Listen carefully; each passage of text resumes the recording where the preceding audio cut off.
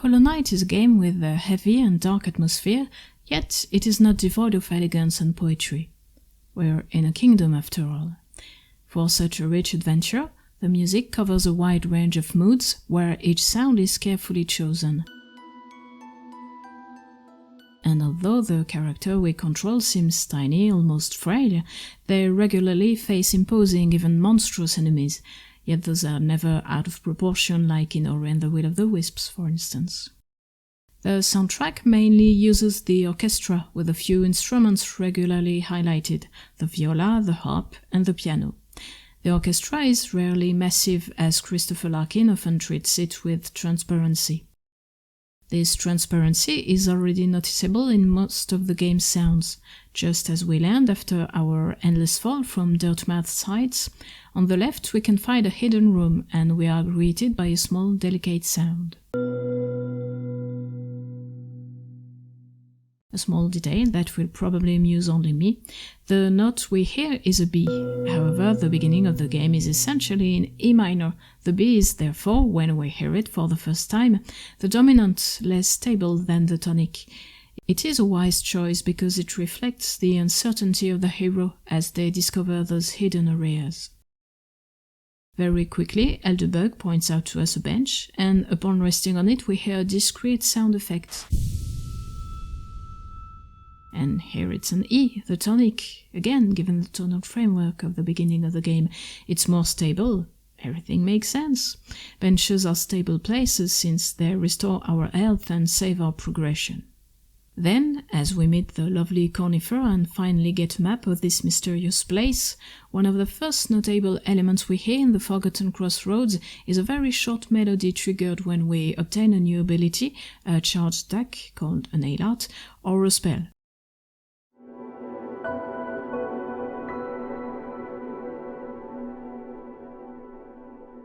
Hidden objects can always be found thanks to a sound signal.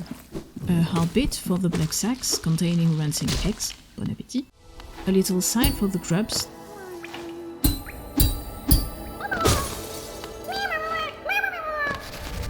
They're adorable, we know that. And a crystalline sound effect for the mask shards or vessel fragments.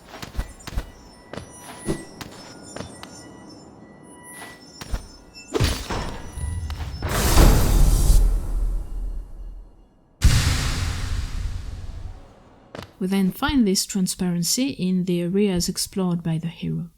Thus, the music in the places dear to the royal couple, the City of Tears, the Queen's Gardens, and the White Palace, is dominated by the harp. The more secluded places, conducive to introspection, such as the stag stations and the resting grounds, have a very intimate instrumentation.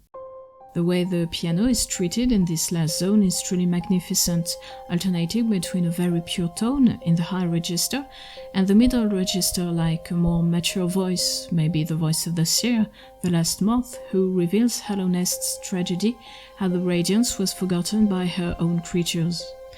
The translucent strings might evoke the spirits that rest here, as they are similar to the sound effect triggered when ghosts appear.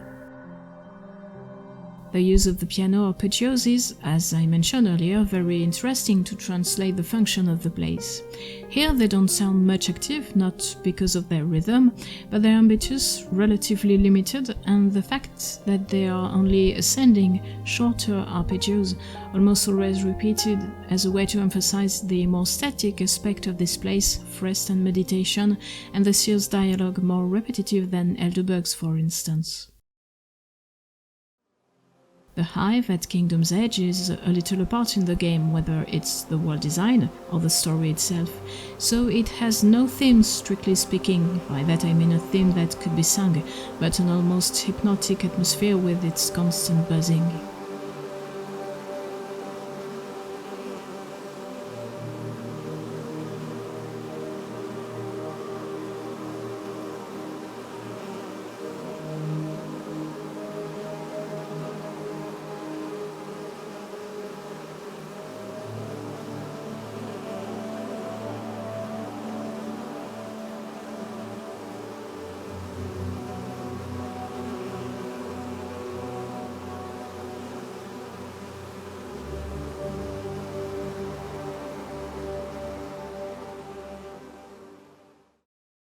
One of the most beautiful music of the game can be heard in the mine, Crystal Peak.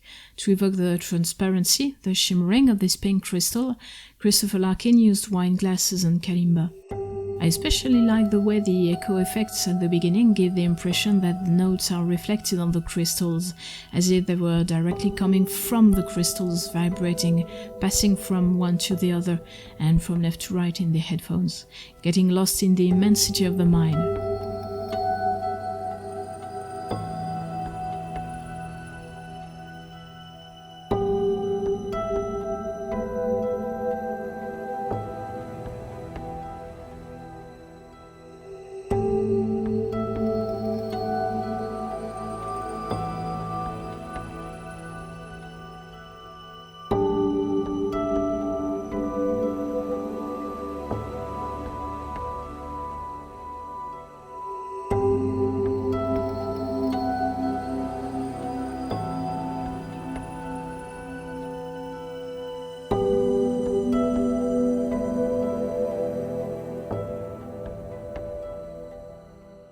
We already had the strong specializations of the music in Fungal Wastes, which however relied much more on percussion. Moreover, at the very beginning, it seems to me that we rather hear harmonics. Here those are guitar harmonics. Contrary to harmonics on wind instruments where only the tone, and the pitch of course, but this isn't what's interesting here. Well, only the tone is affected by the technique, or even to harmonics on bow string instruments. There are three sound elements here. A very distinctive percussive element when you attack can be very noticeable on harp harmonics. A tone element, the tone of a harmonic, is always different from the tone of the real note. And beyond the tone, there is a kind of aura like on the violin, where the harmonics add a lot of air to the sound. You can hear it especially when several instruments play harmonics at the same time.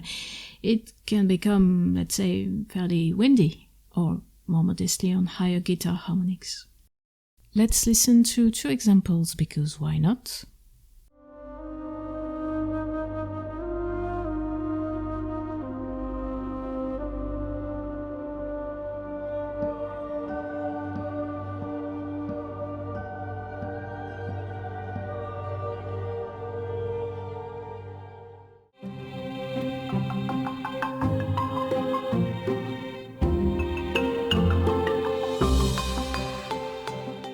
Beyond the unreal aspect of this kind of sound, which still reminds us, with all the transparency that the music has been deploying from the beginning, of the finesse of all the artistic elements in Hollow Knight, the percussive element of the attack is very suited to the mine, as if the little bugs working tirelessly in it sometimes had fun lightly hitting the crystals just to make them vibrate. On the contrary, the wine glasses don't have this percussive effect here, and rather remind me of the crystals constantly floating in the mine.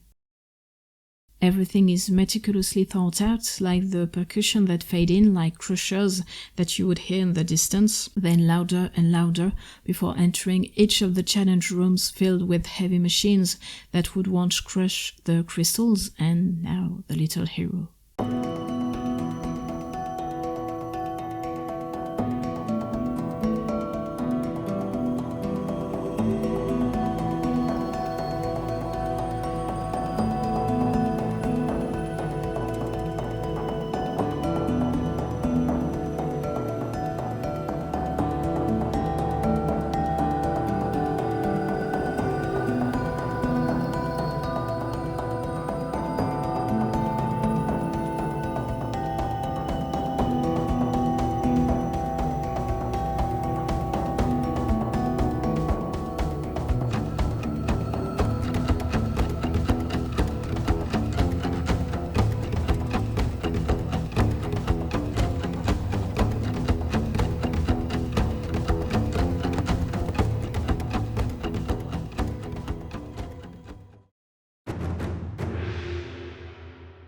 On the other hand, some moments are particularly aggressive, such as the trials in the Colosseum of Fools, where percussion is omnipresent. That would be very appropriate for a wedding in Game of Thrones.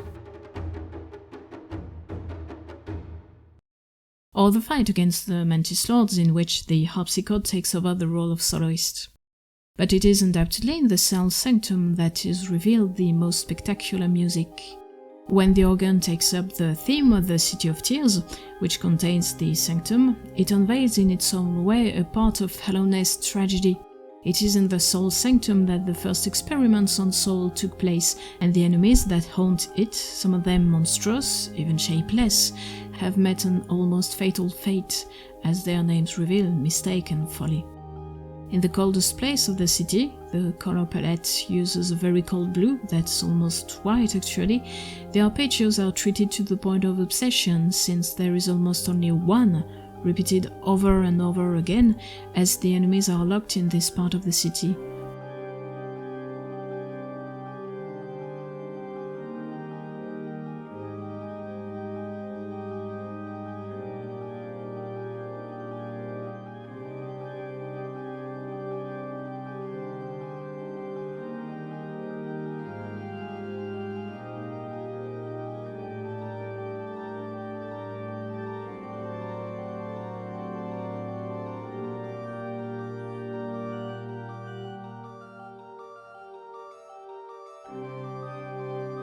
Whereas the arpeggios, in the music of the City of Tears precisely, have a very detailed pattern and phrasing, like the architecture of this capital, with an emphasis on the ascending part thanks to the octave jump.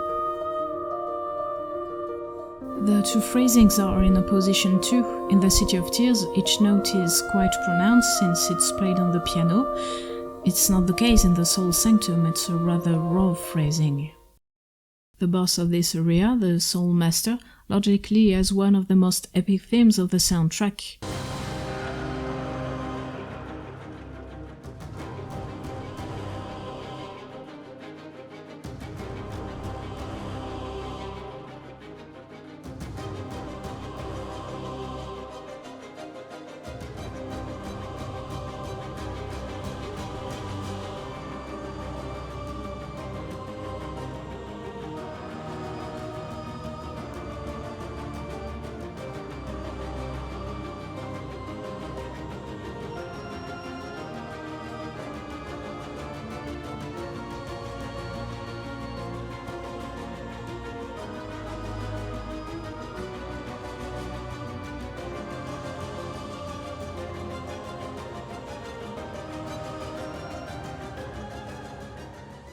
Note the very beautiful work on the descending string arpeggios when we know that the Soul Master gives us, unwillingly, the downward spell before the theme develops even further, always supported by relentless string arpeggios.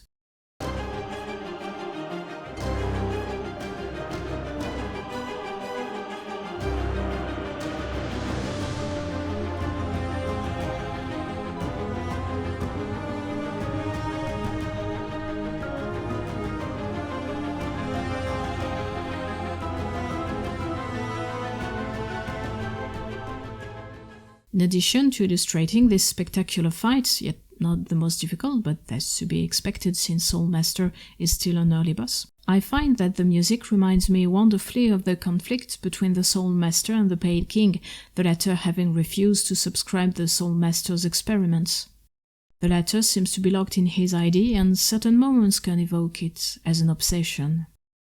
For instance, in the previous excerpt, the articulation is very nicely chosen. When the B natural is repeated, each time it is accentuated, the note is longer than the others, and it is slurred to the following note, emphasizing the B even more. Nice details, you know.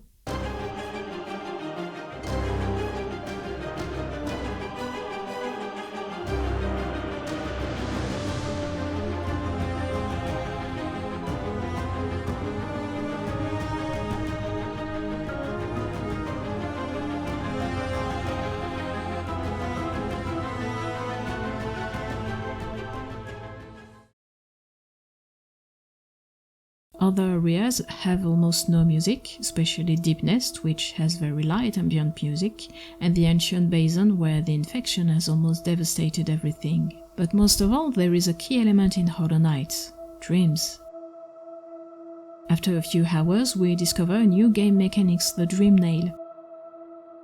It's not a weapon strictly speaking because it does no damage, rather than that it's a nail allowing us to reach the deepest thoughts of the inhabitants of this kingdom, even the bosses.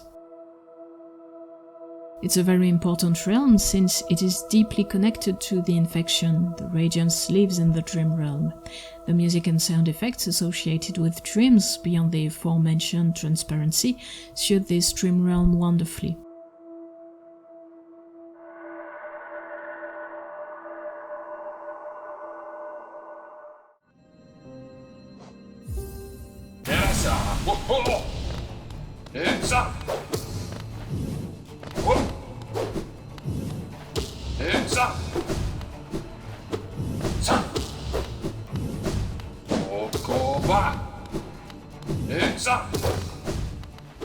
Finally, there is an element that combines the three previous themes.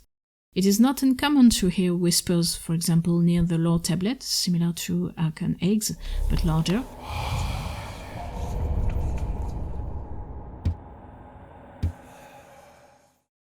Or when you find a spell.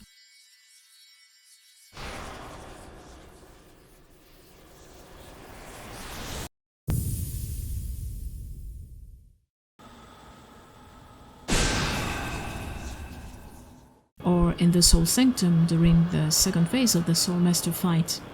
Each time they sound like voices trying to tell the story of the kingdom, or in the Soul Sanctum, tormented memories of the souls that were sacrificed there.